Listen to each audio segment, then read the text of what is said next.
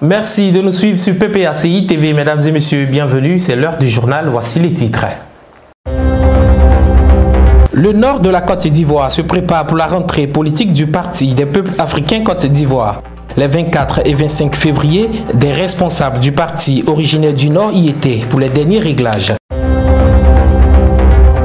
L'école du parti a présenté aux responsables et à la direction les offres de formation initiale. Ces offres permettront de former les militants partout où besoin sera. À la rentrée politique du Parti des peuples africains Côte d'Ivoire du Grand Nord, le président du comité d'organisation, le vice-président Soro Seydou et le président de l'inspection générale, le ministre Issa Malik Coulibaly, étaient à Korogo les 24 et 25 février dernier. Olga Bailly. Afin d'annoncer aux populations la rentrée politique du Parti des peuples africains Côte d'Ivoire, PPACI du Grand Nord qui se déroulera les 2 et 3 mars 2024 prochains. Dans le cadre des préparatifs de cette grande rencontre, une réunion extraordinaire du bureau de la Fédération de Korogo Commune, élargie aux 8 secrétaires, aux fédérations du Poro et au cadre des communautés allochtones, s'est tenue au domicile privé du ministre Issa Malik Coulibaly, président de l'inspection générale, en présence des responsables locaux des districts, sous la coupole du vice-président Soro Seydou dit Soro Coton. Cette réunion extraordinaire avait un seul point à l'ordre du jour: porter l'information à ses responsables locaux de la tenue de la rentrée politique du PPACI sur le territoire national qui débute à Korogo, capitale de la région du Nord. Avec la présence effective du professeur Sébastien Danodjedje, président exécutif du parti et président de la dite cérémonie, et du secrétaire général Tcheïdé Jean Gervais. Prenant la parole en premier, le fédéral de Korogo Commune, Coulibaly Fousseni, après avoir souhaité la bienvenue aux cadres et responsables locaux, a fait place au coordonnateur régional adjoint pour son allocution. Celui-ci a demandé à ses pairs des autres districts et collaborateurs de ne plus avoir peur. La peur n'existe plus et donc il faut que tous se préparent pour réserver un accueil des plus chaleureux à la direction du parti. Le président du comité d'organisation a saisi cette occasion pour donner les raisons de cette rentrée politique à Korogo. C'est toutes ces régions réunies au sein du PPACI qui viennent faire la rentrée politique du Grand Nord à Korogo. On aurait pu choisir Odiene, on aurait pu choisir Ferke, on aurait pu choisir Samatikila, on aurait pu choisir Touba, on aurait pu choisir Mankono, Segela, j'en passe. Mais c'est à Korogo.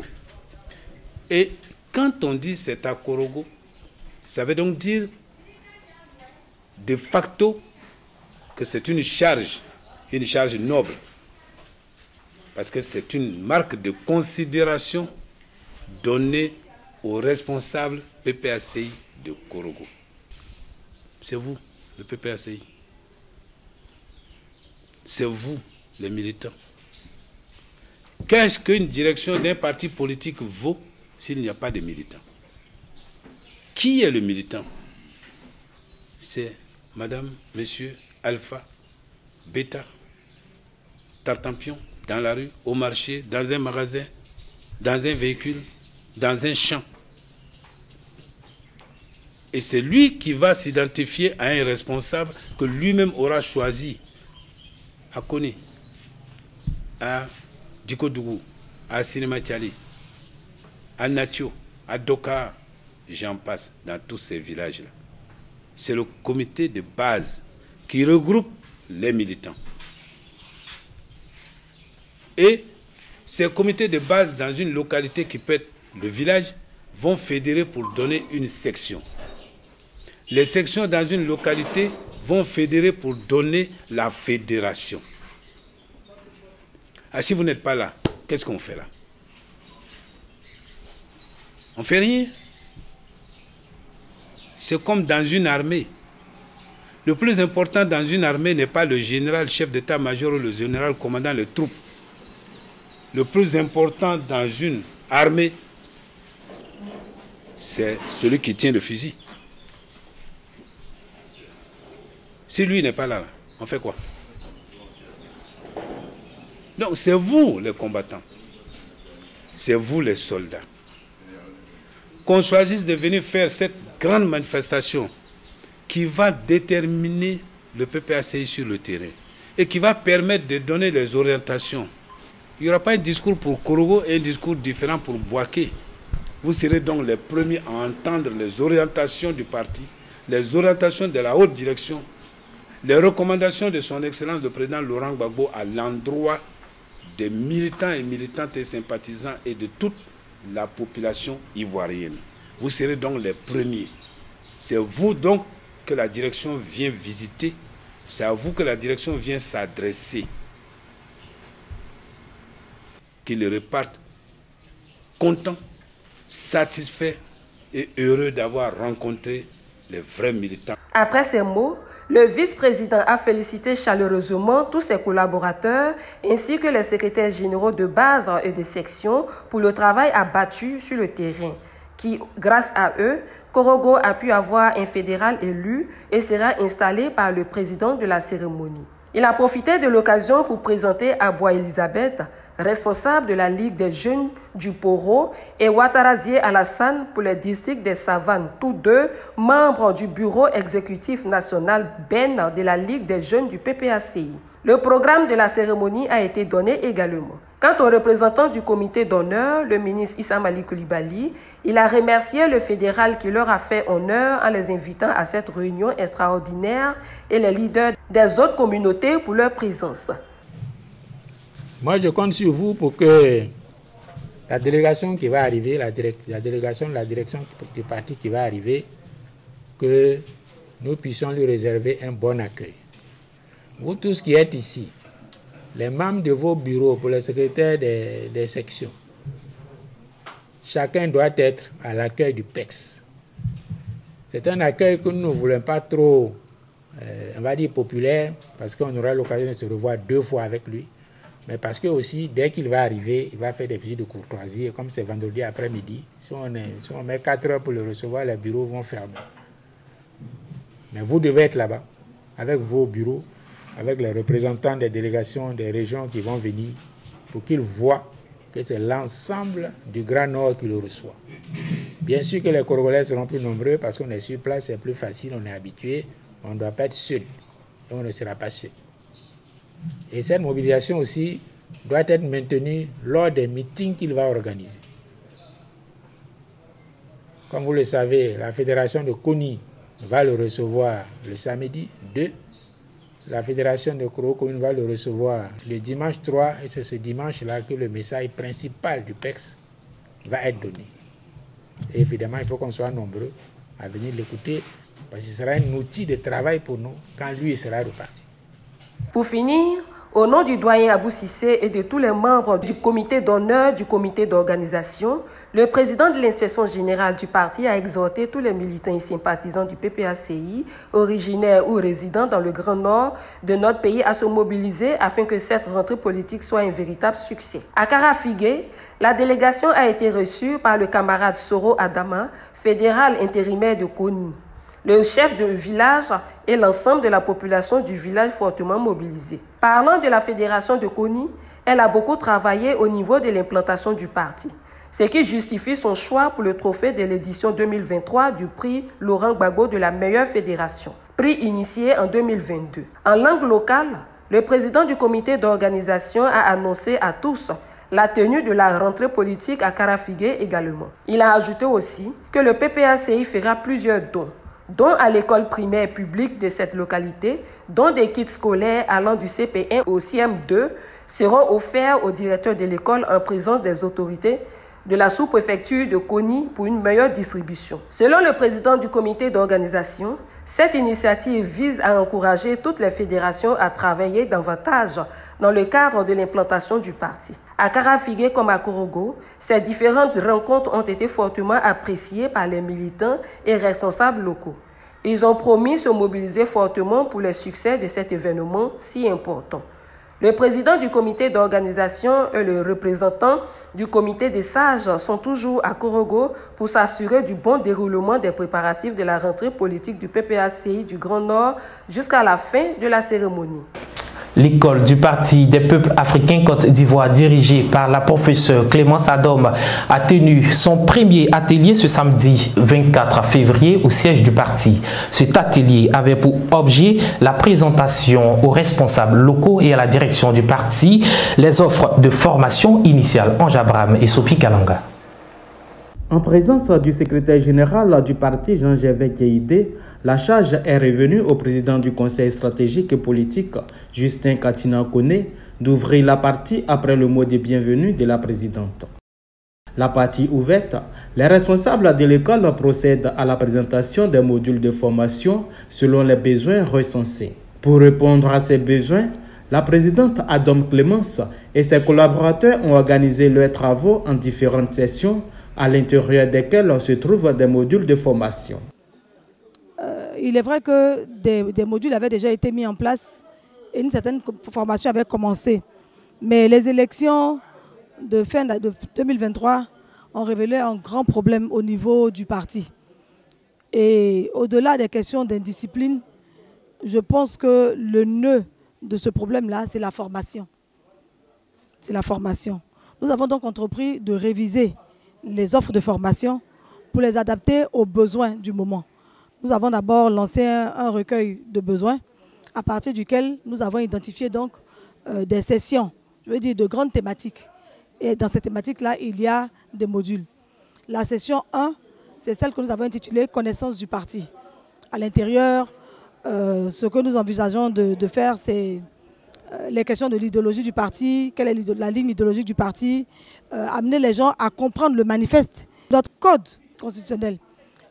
Ensuite, comprendre même la qualité de militant, ses implications, ses droits, mais surtout ses devoirs.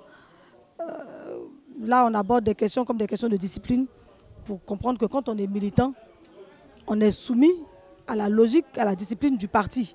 Et donc, on a le devoir et l'obligation de se plier à toutes les décisions du parti. Il y a aussi les questions de connaissance de la structuration du parti pour savoir qui fait quoi.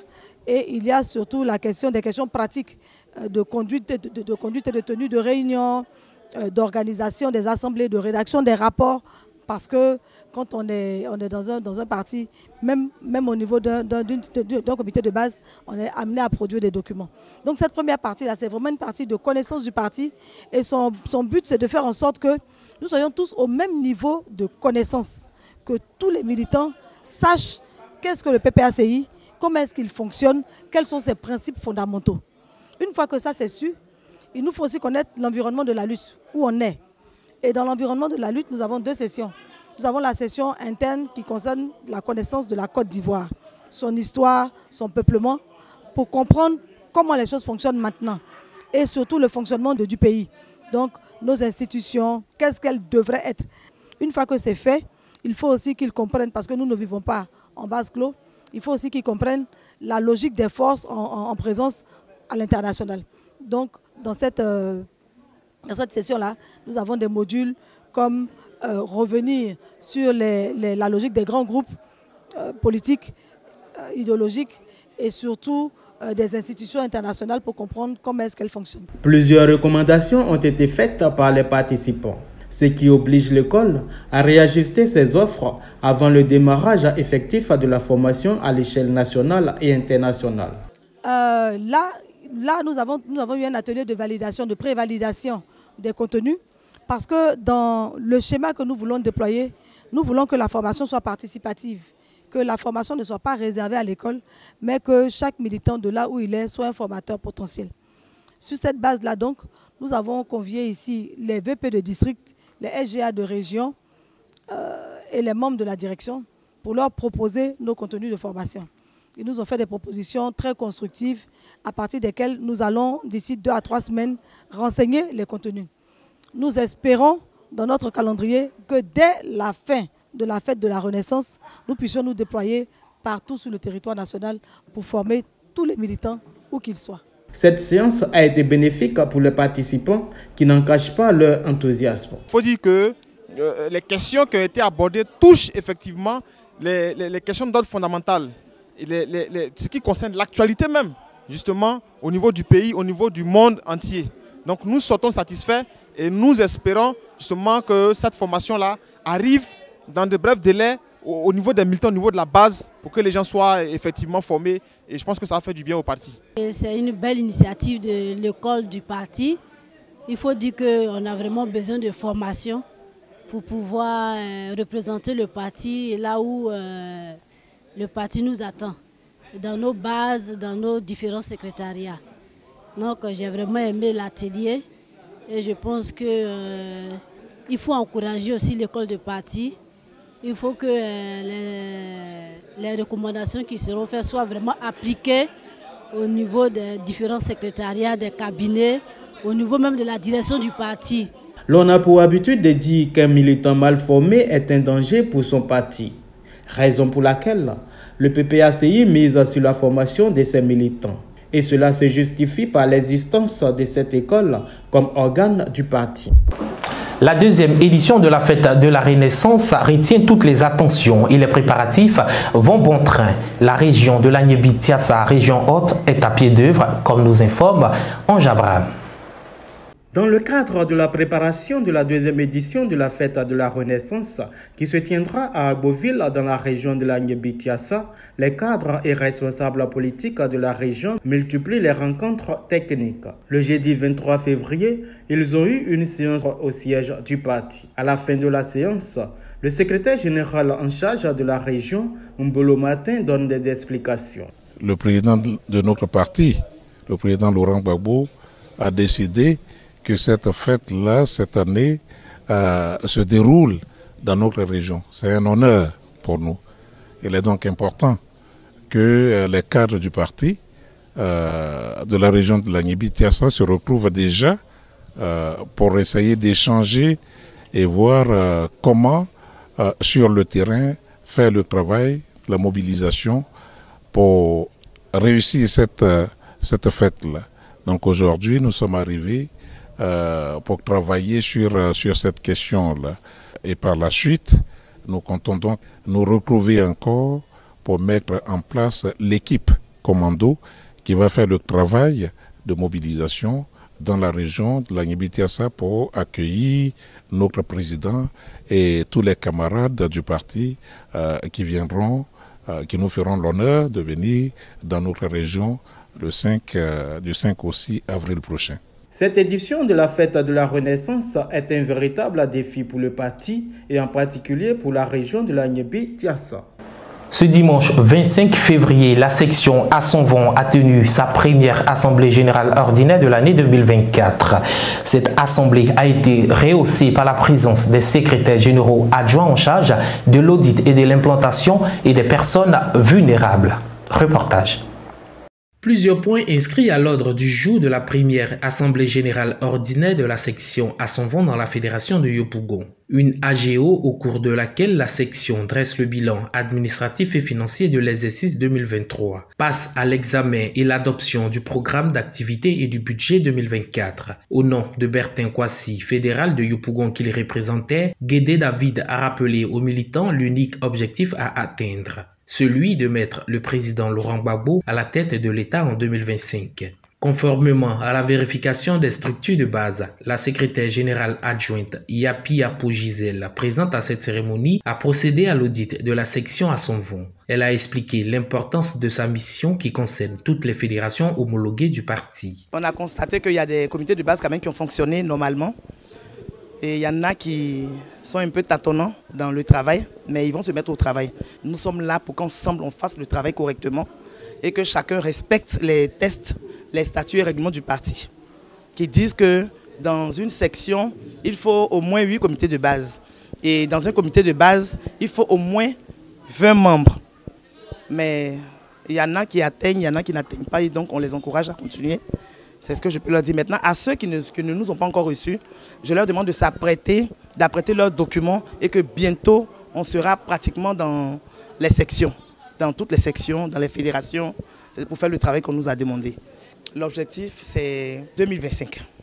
C'est de remettre notre président Laurent Gbagbo au pouvoir. C'est pourquoi nous devons faire le travail de la base, c'est-à-dire pour savoir combien de militants nous avons et aller transformer les sympathisants aussi en militants. Et puis la réinscription de son nom sur la liste électorale.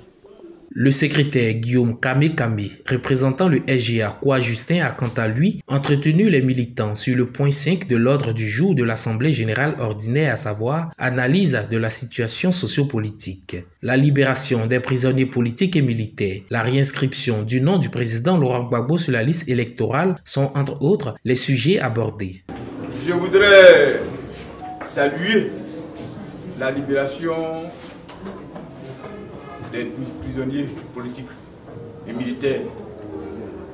Ouattara avait dit qu'il n'y a pas de prisonniers politiques en Côte d'Ivoire.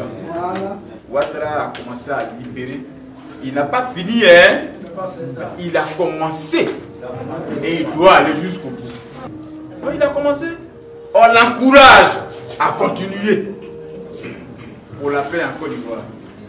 Monsieur Ouattara, il a non seulement retirer le nom du président Gbagbo Laurent qui a fait de lui candidat, mais en plus de cela, il ne veut même plus attendre les raisons. Comme à quelqu'un qui a fait de toi candidat, qui a signé pour que tu sois un candidat exceptionnel, à ton tour, toi tu enlèves son nom sur la liste électorale. Tu fais de lui un apatride dans son pays. Est-ce qu'on peut accepter ça? Non. Jamais. Gbagbo Laurent, c'est Gbagbo Laurent. Ouattara est mal placé pour enlever le nom du président Gbagbo Laurent sur la liste électorale, ici en Côte d'Ivoire. Mais ce combat-là, nous allons faire ça. Quoi a dit avant-hier? Il dit on nous a épargné un combat, c'est-à-dire la libération des prisonniers. Mais le second combat qui se pose à nous là, c'est le nom de Gbagbo Laurent. Donc chers amis, apprêtons-nous. Parce que ce combat-là, on va le faire. Ouais. À moins qu'ils disent, vraiment, je remets le nom de Gbagbo Laurent. Là, il nous aura épargné d'un autre combat. Mais tant qu'il ne met pas le nom de Gbagbo Laurent là, ce combat se pose à toute la Côte d'Ivoire. Ouais. C'est pour la Côte d'Ivoire. Gbagbo Laurent s'est retrouvé à la CPI. Donc aujourd'hui, Gbagbo Laurent a son nom retiré de la liste électorale. La Côte d'Ivoire a une dette morale et politique vis-à-vis de Gbagbo Laurent. Et on doit faire ce combat-là. Et c'est ce que Kou a dit. Et c'est ce que je redis ici encore, chers amis. On doit faire ce combat-là. On ne doit pas reculer. On n'a pas d'autre pays, c'est notre pays. Si on se tait, demain il va enlever tous nos noms sur la liste électorale. Et puis ça ne va rien dire. Nous n'allons pas accepter que Ouattara retire le nom de Gbagbo Laurent. Chers amis, c'est pourquoi nous avons souhaité et demandé que l'implantation du parti soit effective.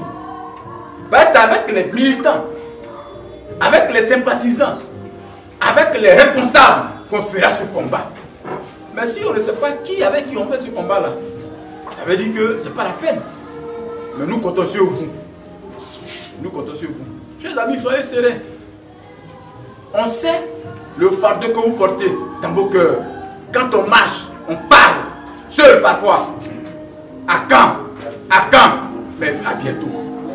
Aussi est-il revenu sur la souffrance des populations victimes de démolition et les dangers que peuvent entraîner celles-ci. Je voudrais juter sur ce qui vient de se passer à Yopougon et sur ce qui se passe. C'est sous le règne de Alassane Ouattara qu'un gouverneur de district, avec la complicité d'un maire,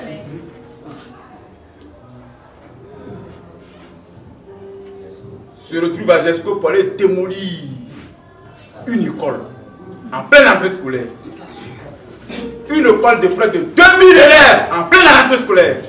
Et ça ne dit rien au gouvernement. C'est pas leur problème. Ils cassent les maisons des pauvres en pleine nuit. Et mais pourtant, pendant les campagnes électorales, ils vont vers ces bas quartiers là pour leur demander de voter pour eux, pour demander leur suffrage. Et aujourd'hui, ces populations-là sont aujourd'hui vulnérables. Ils ont imposé la vulnérabilité à ces populations-là, qui souffraient déjà. Ils sont sans abri. Et ça fait pitié. C'est leur programme qui est là. Hein. Casser les maisons des pauvres pour prendre les terrains et mettre ça en valeur pour qu'ils mettent leur nom dessus. Il n'y a pas autre chose que ça. Casser les maisons des pauvres, les quartiers où habitent les pauvres, et ils vont prendre les lots là, les terrains là, et ils vont mettre ça en valeur. Et puis ça va leur revenir. C'est tout. Et c'est ce que nous vivons sur Ouattara. Monsieur Solution. Et ça fait pitié. Ça veut dire que dans un pays là, mais écoutez, est-ce que les doigts de la main là sont même choses? Même aux États-Unis, il y a des bidonvilles, il y a des pauvres. Mais il ne faut pas démolir le pauvre. Il ne faut pas casser le pauvre. Parce que le pauvre là, il est important quelque part. Et nous sommes un parti socialiste. Nous ne sommes pas d'accord avec ce que Ouattara fait aux populations de Côte d'Ivoire. Nous ne pouvons pas accepter ce que Ouattara fait. Il crée même des enfants de la rue. Parce que quand on démolit la maison d'un pauvre, ces enfants qui partaient se débrouiller, puis le soir ils reviennent à la maison là. Ils viennent, la maison est cassée. Il fait comment? Il va dans la rue, non? Et il devient un danger pour la population. Le secrétaire général de la section à son vent, Seibi Goï François, s'est réjoui du bon déroulement de l'AGO. Il a confirmé la présence de sa section à la fête de la Renaissance qui aura lieu les 5 et 6 avril prochains à Agoville. Par rapport à la fête de la Renaissance, notre section a pour habitude de s'organiser en interne. Hein. C'est vrai que nous dépendons de la fédération de Yopougon, mais à chaque fois qu'il y a des... avant même avec la fête de la liberté et aujourd'hui fête de la Renaissance, notre section s'est toujours organisée en matière logistique, en tout cas tout ce qu'il faut pour pouvoir déplacer les militants pour aller participer à cette fête. Notre section s'est toujours organisée en interne pour la réussite de cette fête-là. Et donc pour cette année 2024 à Agboville, j'ai déjà nommé une présidente du comité d'organisation puisque on nous a dit que cette fête est dédiée aux femmes. Donc c'est une affaire de femmes. J'ai déjà nommé une présidente du comité d'organisation et je pense que la section à Sonvon sera présente à cette fête de la Renaissance à Agboville. Nous promettons au moins 2 quarts de 70 places, la section à Sonvon. Pour cette année 2024, la section compte tenir 12 réunions de bureau, 6 assemblées générales ordinaires, une opération porte-à-porte pour le recrutement des militants, organiser un meeting et une journée en l'honneur du militant. C'est le secrétaire général adjoint en charge des détenus politiques, Patrice Couté, qui a représenté le PPACI à la remise de parchemins aux auditeurs et auditrices qui ont participé à la formation portant sur le droit international des droits de l'homme en abrégé DIDH et les droits de l'enfant. C'était ce jeudi 22 février 2024 à la salle des fêtes de l'école de police. On aborde maintenant la page à culture avec de la littérature carcérale. Vous avez certainement lu Cahiers de prison de Antonio Gramsci ou encore Carnet de prison de Bernard Dadier. Je vous invite donc à lire Cahiers de prison de Kwa Justin. Le secrétaire général adjoint du PPACI a fait la cérémonie dédicace de son œuvre le vendredi dernier. Reportage. C'est dans une salle comble, en présence d'ex-prisonniers, de ses amis et frères et des membres de la direction de son parti, que le secrétaire général adjoint du PPACI, Kwa Banouakou Justin, a procédé à la dédicace de son premier livre, Cahiers de prison. C'était le vendredi 23 février dernier dans la salle de la librairie Carrefour de Cocody Saint-Jean. Une cérémonie placée sous le patronage du premier vice-président du parti, Dr Assoadou, sous la présidence de Henri Dakouri-Tablé et sous le parrainage de Justin Katina Kone, respectivement membre et président du Conseil stratégique et politique. Kwa Justin aborde ainsi la casquette de l'écrivain, en plus de celle d'agent des impôts et d'homme politique. Camarades co-détenus, je dis co-détenus parce que je vois en face Oula Hubert, Dano Djedje, on m'a parlé de Ida Kwasi. À leur nom, je dis merci à Kwa Justin d'avoir écrit quelques mots sur les souffrances endurées par tout ce monde. Je voudrais vraiment l'en féliciter, l'en remercier et dire que ce qu'il fait aujourd'hui, nécessairement, sera utile pour la Côte d'Ivoire, pour nous tous et pour les générations futures. Merci beaucoup, jeune frère, pour cette initiative que tu as prise. Et je pense que nous devons pouvoir, elle doit pouvoir servir de prétexte, d'une sorte d'encre indélébile ou une sorte d'éther pour élargir la tâche, pour qu'effectivement la Côte d'Ivoire sache qu'il y a une histoire. Si elle disparaît, c'est comme si nous n'avons pas été conscients de ce qui nous est arrivé. Le chapitre 5 de son livre « Quoi Justin » le dédie à la vie d'un homme illustre qu'il a rencontré dans les sous-sols du régime d'Abidjan. Lui n'est autre que le président Laurent Gbagbo. Je voudrais saluer le président Laurent Gbagbo et je voudrais qu'on l'acclame s'il vous plaît.